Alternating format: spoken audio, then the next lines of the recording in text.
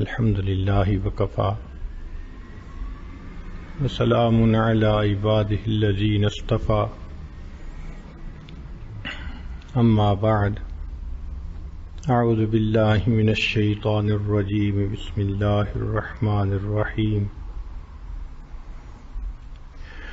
الف لام را کتاب انزلناہ الیک لتخرج الناس من الظلمات الى النور بإذن ربهم إلى صراط العزيز الحميد سبحان ربك رب العزة عما يصفون وسلام على المرسلين والحمد لله رب العالمين اللهم صل على سيدنا محمد وعلى آل سيدنا محمد وبارك وسلم.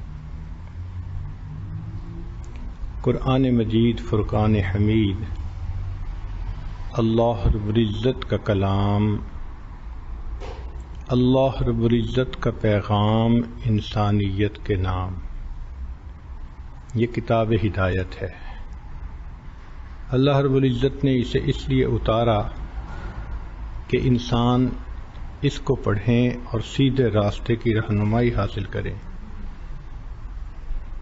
تو قرآن مجید سیدھا راستہ دکھانے والی کتاب، بھولے بھٹکوں کو منزل تک پہنچانے والی کتاب، کار مذلت میں پڑے ہوئوں کو اوج ثریا پہ پہنچانے والی کتاب، اللہ سے بچھڑے ہوئوں کو اللہ سے ملانے والی کتاب ہے.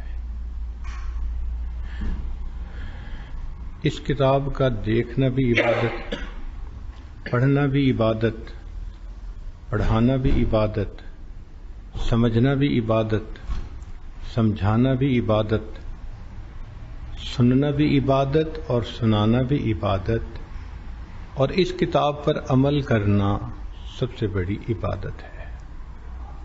یہ انسانیت کے لیے دستور حیات ہے، یہ انسانیت کے لیے منشور حیات ہے، یہ انسانیت کے لیے ضابطۂ حیات ہے، بلکہ پوری انسانیت کے لیے آب حیات ہے.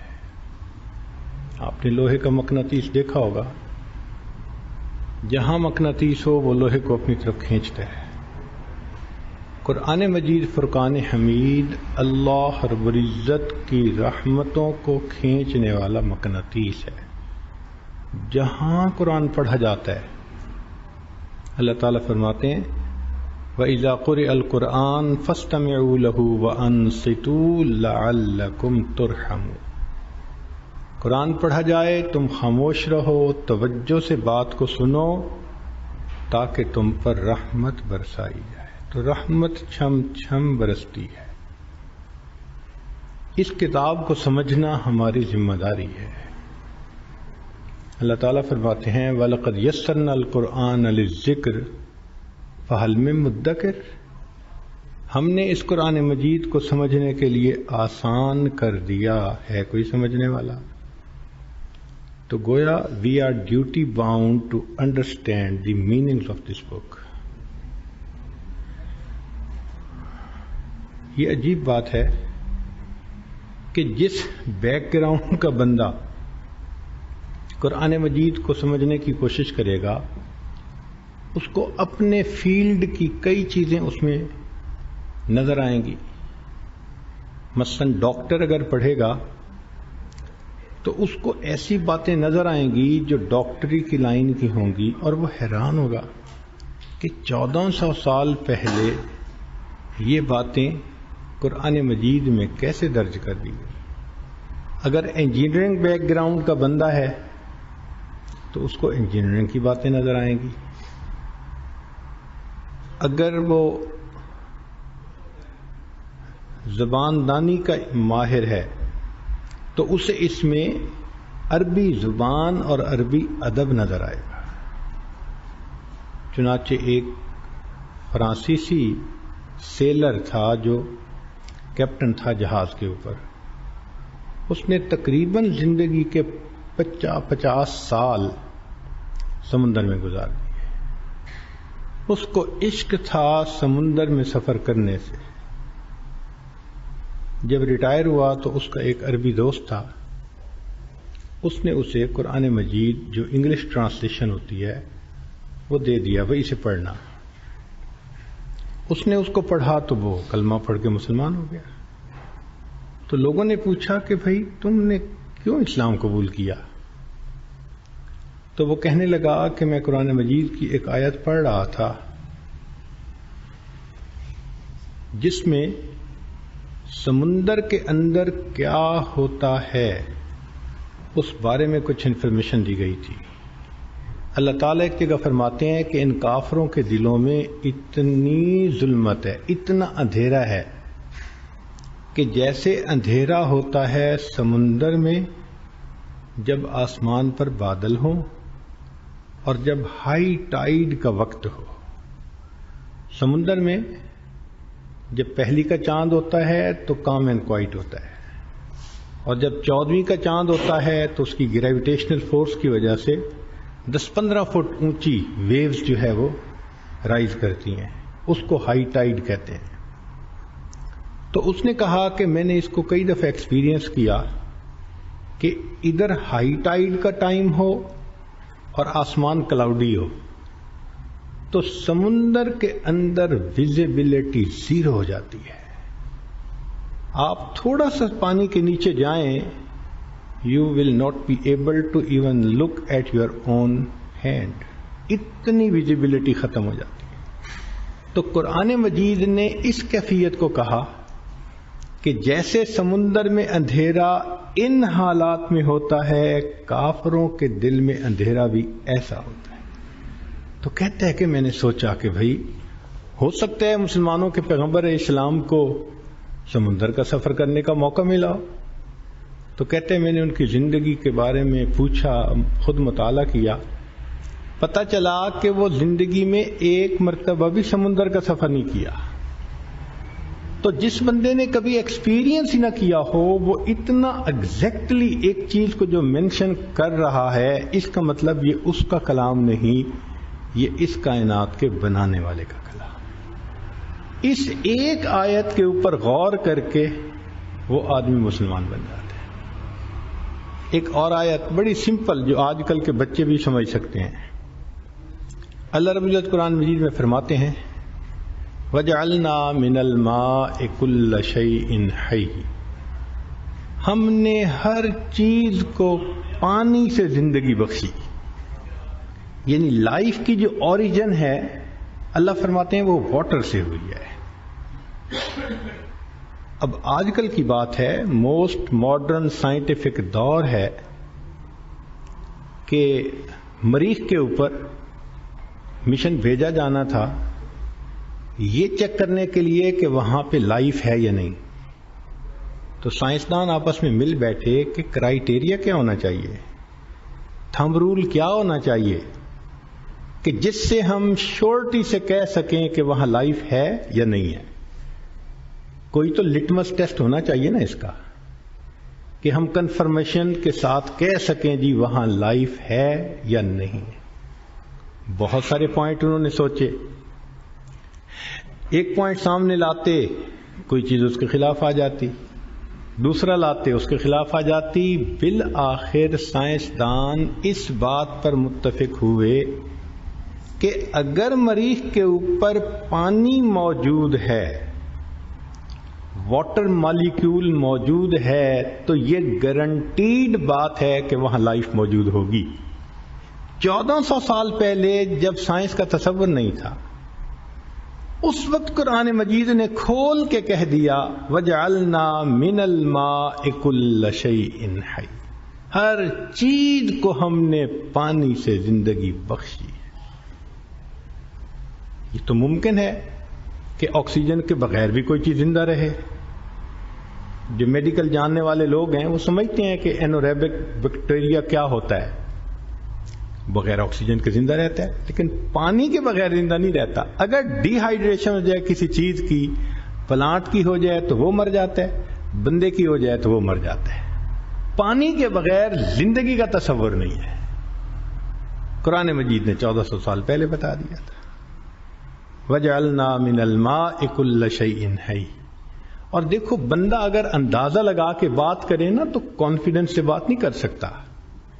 قرآن مجید نے تو کل کا لفظ استعمال کیا کہ یہ بھی نہیں کہ کوئی شک ہے شاید کوئی لائف ہو. کل شیء حی، ہر زندگی ہم نے پانی سے پیدا کی ہے. تو انسان جب پڑھتا ہے تو حیران ہوتا ہے کہ اللہ رب العزت نے کائنات کی صداقتوں کو اس کتاب کے اندر اکٹھا کر دیا ہے. Ultimate realities of the universe اللہ نے ان کو اکٹھا فرما دیا. کبھی ہم اپنا انٹرسٹ ڈیولپ کریں اس کے ساتھ، اس کو سمجھنے کا اپنا ایک لطف ہے.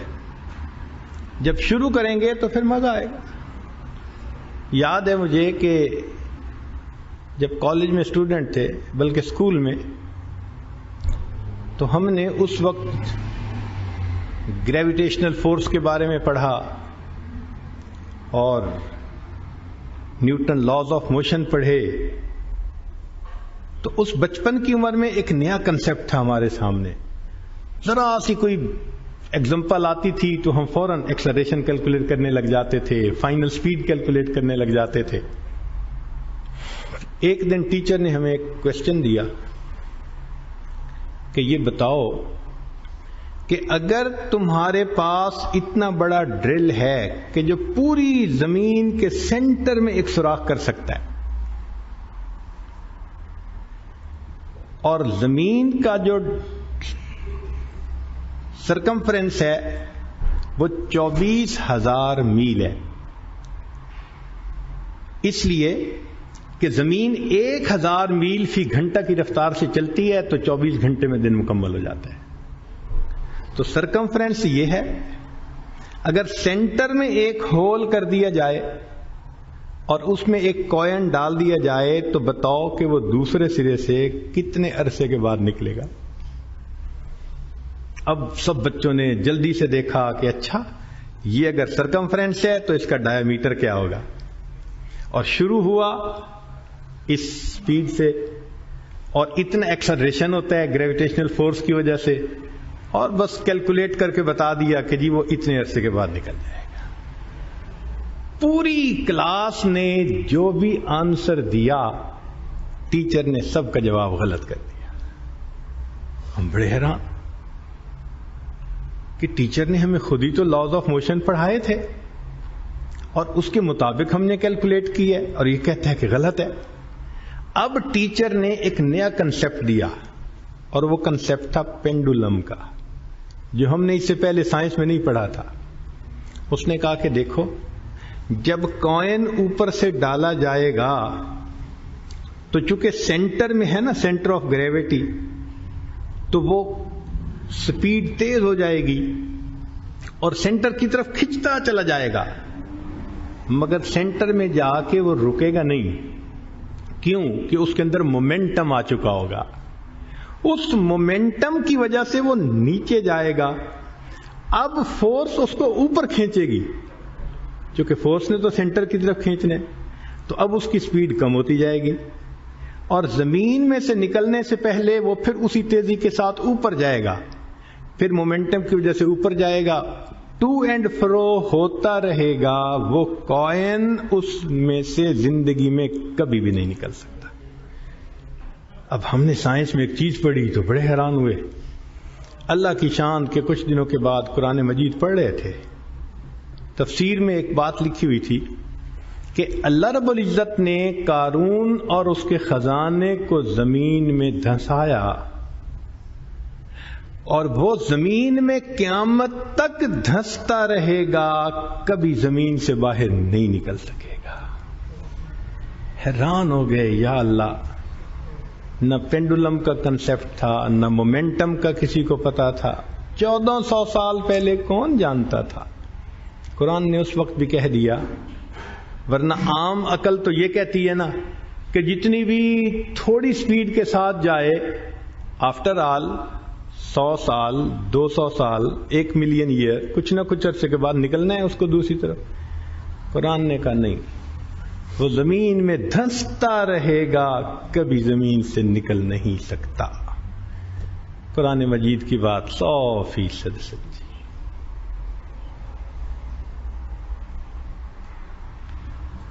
ہم لوگ یونیورسٹی میں تھے تو ایک لڑکا تھا جو ایتھیسٹ تھا، دہریہ تھا. تو کبھی کبھی وہ آ کے کوشچن پوچھا کرتا تھا. ایک دن مجھے کہنے لگا کہ مجھے انصاف بہت پسند ہے. ہم نے کہا انصاف سب کو پسند ہوتا ہے. وہ کچھ زیادہ ہی ایمفیسس اس کے اوپر دینے لگ گیا. میں سمجھ گیا کہ کوئی کاروائی ڈال رہا ہے. میں نے کہا ٹو دی پوائنٹ بات کرو جو کہنا چاہتے ہو. کہنے لگا اسلام میں انصاف نہیں ہے. بھئی کیوں نہیں ہے؟ کہتے ہیں دیکھو نا جی، ایک بندہ مسلمان ہے اور وہ نیکی کر لیتا ہے تو اس کو تو ملے گا قیامت کے دن اجر، اور ایک کافر ہے وہی نیکی وہ کرتا ہے، کہتے ہیں جی اجر ہی نہیں ملے گا. بھئی دونوں بندے ہیں، دونوں انسان ہیں، انصاف ہونا چاہیے نا. اس نے یہ کوسچن ریز کیا کہ یہ جو اسلام کا کنسپٹ ہے نا کہ مسلمانوں کو اجر ملے گا قیامت کے دن اور کافروں کو قیامت کے دن کوئی اجر نہیں ملے گا، یہ مجھے فطرت کے اصولوں کے خلاف نظر آتا ہے.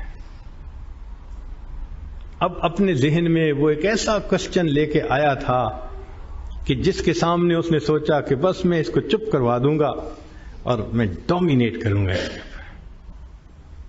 میں نے اس سے پوچھا کہ اچھا تم تو ایتھیسٹ ہو، فطرت کو بہت مانتے ہو. کہنے لگا ہاں. میں نے کہا جو لاز آف نیچر ہیں وہ تو سچ ہے نا، حقیقت ہیں؟ کہنے لگا ہاں. مانتے ہو؟ کہتے ہیں مانتا ہوں. میں نے پھر اس سے پوچھا کہ مانتے ہو؟ کہتا ہوں مانتا ہوں. تو میں نے کہا کہ اچھا یہ بتاؤ کہ سائنس میں وزن کا فارمولہ کیا ہے؟ اب سائنس کے چھٹی جماعت کے طلباء بھی جانتے ہیں کہ W = M×G، کہ وزن برابر ہوتا ہے کسی چیز کی ماس کیا ہے اور گریویٹیشنل فورس سے اس کو ضرب دے دیتے ہیں. اس کا مطلب یہ ہوا کہ اگر میرا وزن بالفرض زمین کے اوپر ہے 100 kg، تو کوئی بندہ مجھے چاند پہ لے کے چلا جائے تو میرا وزن وہاں پر ہوگا تقریباً 60 kg. کیوں؟ کہ چاند کی گریویٹیشنل فورس تھوڑی ہے بنسبت زمین کے. کوئی بندہ مجھے مریخ پہ لے کر چلا جائے تو میرا ہی وزن وہاں پر ہوگا مے بی 400 kg، چونکہ مریخ کی گریویٹیشنل فورس کئی گنا زیادہ ہے زمین سے. اور کوئی بندہ مجھے اسپیس میں لے کے چلا جائے میرا وزن ہوگا 0 kg. کیوں؟ گریویٹیشنل فورس ہی نہیں ہے. اب سیم پرسن ہے، زمین پہ وزن 100 kg، چاند پہ وزن فرض کرو 60 kg، مریخ پہ وزن 400 kg، اور خلا میں اس کا وزن 0 kg. میں نے پوچھا یہ فرق کیوں ہے؟ کہنے لگا جی خلا میں چونکہ گریویٹیشنل فورس نہیں نہ ہوتی. میں نے کہا بالکل یہی اصول اللہ نے بھی بتلا دیا. بندو تم جو نیک اعمال کرتے ہو اس کی ایک ماس ہوتی ہے، مگر تمہارے دل میں جو اللہ کی محبت ہے وہ بھی تو ایک گریویٹیشنل فورس ہے نا. وہ جتنی زیادہ ہوگی اتنا ہم تمہیں اجر زیادہ دیں گے، اور کافر کے دل میں تو وہ ہوتی ہے 0. تو پھر اس کا اجر کیا بن گیا؟ بات سمجھ میں آ گئی. قرآن مجید نے قیامت کے دن یہ نہیں کہا کہ ہم ان کے وزنوں کو، یعنی ان کے اعمال کا اجر کیوں نہیں دیں گے. فرمایا فلا نقیم لہم یوم القیامت وزنا، وزن ہی نہیں ہوگا ان کا قیامت کے دن. جب وزن ہی نہیں ہوگا، 0 ان کا ویٹ ہے، تو اجر کیسا ملے گا؟ تو دیکھیے 1400 سال پہلے پروردگار عالم نے جو باتیں کہیں آج سمجھ میں آتی ہے. سورہ یاسین شریف آپ پڑھتے ہیں، اس کی ایک چھوٹی سی آیت ہے، لَلشَّمْسُ يَنبَغِي لَهَا أَن تُدْرِكَ الْقَمَرَ وَلَا اللَّيْلُ سَابِقُ النَّهَارِ. سورج کو زیب نہیں دیتا کہ چاند کو پکڑ سکے، رات دن سے پہلے نہیں آ سکتی، وَكُلٌّ فِي فَلَكٍ يَسْبَحُ، یہ سب کے سب اپنے اپنے آربٹ کے اندر گھوم رہے ہیں۔ 1400 سال پہلے تو یہ بھی نہیں طے ہوا تھا کہ زمین گھومتی ہے یا زمین اسٹیشنری ہے۔ جب بنیاد نہیں تھی، ویل ابھی نہیں بنا تھا، ویل کا کنسپٹ بھی نہیں تھا ابھی، اس وقت قرآن کہہ رہا ہے کہ یہ سورج، چاند اور ستارے، وَكُلٌّ، سارے کے سارے، فی فلک، فلک کہتے ہیں دائرے کو، یسبحون، تسبیح کر رہے ہیں، اپنے اپنے دائرے میں تسبیح کر رہے ہیں۔ کیا مطلب کہ یہ اپنے اپنے آربٹ میں گھوم رہے ہیں۔ زمین کا آربٹ اور ہے، چاند کا آربٹ اور ہے، سورج کا آربٹ اور ہے۔ 1400 سال پہلے یہ بتا دینا تو معلوم ہوا کہ قرآن مجید میں اللہ رب العزت نے جو اپنا کلام فرمایا وہ ہے تو ہدایت کے لیے، لیکن چونکہ خالق کائنات کا کلام ہے تو کہیں کہیں ہمیں سمٹم ملتے ہیں، کلو مل جاتا ہے کہ مقصد کیا ہے اس بات کا۔ اس لیے ہم جس بیک گراؤنڈ کے ساتھ قرآن مجید کو پڑھیں گے ہمیں اس میں عجائبات نظر آئیں گے، حیران ہوں گے کہ پروردگار عالم کا یہ کلام کتنا سچا ہے۔ ہاں، اس چیز کی ضرورت ہے کہ ہم اس قرآن مجید کو سیکھنے کی کوشش کریں۔ یہ بھی ایک مزے کی بات ہے کہ آج کے دور میں the total words used in Quran have been calculated. So they amount to be 84,000 few hundred. Total words used in Quran. But most of them, they have been repeated again and again. For example, Ya ayyuhalladhina amanu, it has been repeated for 86 times. Aqimus salah has been repeated for more than 700 times. So if we just concentrate on the words which have not been repeated, or Aqimus Salah has been repeated 700 times, but it is one word. Ya ayyuhalladhina amanu, one word. So the total different words which have been used in Quran, they amount to be only 2,000. 2,000 different words have been used in Quran. And luckily those brothers who can understand and communicate in Urdu language, 500 words of Quran are used in Urdu language. For example, insan, badan, ruh, arsh, kursi, kalam, jannat, jahannam. These are all Quranic words and they are used in Urdu language. So if we take them out, then the rest of the words are only 1,500. So will we be able to justify on the day of judgment, oh Allah, we had no time to understand the meanings of 1,500 words? And Allah will say, I gave you trillions of brain cells and you could read mathematics, you could read bio, you read computer sciences, medical sciences, engineering, only 1,500 words. And truly speaking, if we try to understand the meaning of one word with every prayer time, so 5 words we can easily understand every day. So it means only 1 year is required. Even if a person has no time, 5 words a day, if you tell just to a small child, he will be able to remember the meanings, not to speak of the mature people. And if we have an interest in ourselves and we want to study it within 40 days, you can easily understand the meanings of 1,500 words. And one more beautiful point, that only 125 words are which comprise maybe more than 60% text of Quran. 125 words. So if you understand those 125 words, you start understanding the meanings at least. Shah Wali Allah Muhammad Delvi Rahmatullah Alayhi, he wrote that to understand the Quran, there are two levels. One level is the level of an ordinary and common person. And the second is the level of the scholars. So if you want to become a scholar, then you need to spend maybe 8 years of life, 10 years of your life. You have to go to the proper institution, study Arabic, and then you will be able to understand the meanings. But then you will be able to take out the answer of different questions from Quran. You will get the capability to deduce masail from the verses of Quran. But this level is not required for everyone. This is for ulama who make specialization. We are common person and we need only the meanings. For example, in Tarawih, Imam Sahib is reciting the Quran. We should at least know what he is speaking about. He is speaking about paradise, about hell, about the nation of Yusuf alayhi salam, nation of Ibrahim alayhi salam. So what we are being told to do, we just need to know that. And that's very easy to understand. That's why in Quran, Allah subhanahu wa ta'ala has said, وَلَقَدْ يَسَّرْنَا الْقُرْآنَ لِلذِّكْرِ فَهَلْ مِن مُدَّكِرٍ.